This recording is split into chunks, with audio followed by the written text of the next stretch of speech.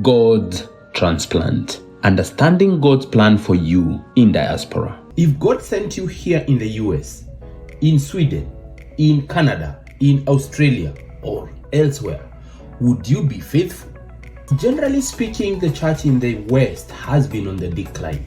Now, how do you partner with God in revitalizing the gospel in these faith communities in the West? My name is James. I'm currently pursuing my master's in divinity here in the US, and I have served as a Christian missionary for the last 7 years. 3 years in Asia, China, Hong Kong, and now 4 years here in the US. The gospel of Christ has survived 2,000 plus years. It has survived regimes.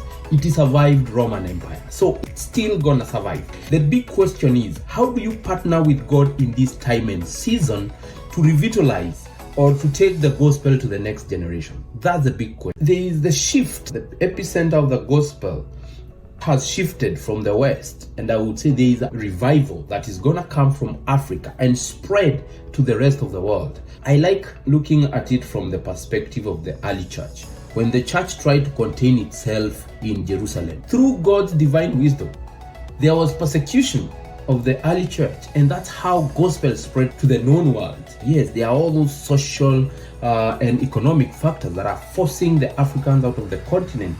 But I see it from a higher perspective that God is on a mission to make sure that the declining Christianity in the West is revitalized. There is revival in this country. So, question is, how are you gonna integrate? How are you gonna engage with these foreign communities, with these communities in the countries where God is transplanting you, to make sure that you revitalize, you bring life, especially to the faith communities? So I'm currently serving at a local church that had 4,000 membership in a few years, and the number has declined to less than 200 in person and about the same number online. Every Sunday we do 2 services. The thing is this: how do you integrate in such a predominantly 99.9% white church as an African? How do you integrate? How do you engage? How do you serve effectively in such a faith community that has a very different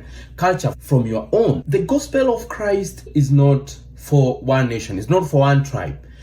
The gospel of Christ is a universal language. You just need to know how to articulate it with relevant examples from your own culture and speak to a different culture in a way that they will be able to internalize and get the truth of the gospel.